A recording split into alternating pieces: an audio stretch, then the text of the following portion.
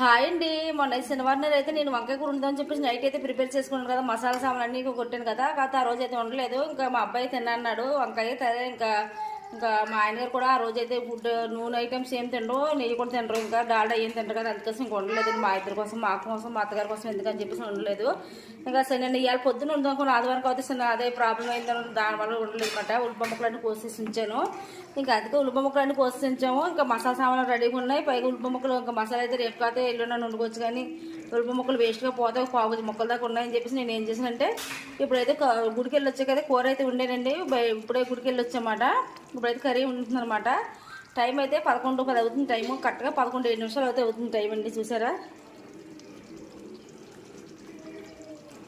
11:07 నిమిషాలు అయితే అవుతుంది. ఇప్పుడైతే కర్రీ ఉండేనండి. లాస్ట్కి వచ్చేసి ఇంకా 5 నిమిషాలు ఉండి దింపేద్దామని. కూర సూపర్గా వచ్చిందండి. జీడిపప్పు, జీడిపప్పుని అన్ని మసాలాలు వేసామండి. దాంతోపాటు జీడిపప్పు, పల్లీలు, తర్వాత అన్ని మసాలాలు కలిపి ఉంటుంది అనమాట. సూపర్గా టేస్ట్ అయితే వచ్చింది. Okay, bye bye.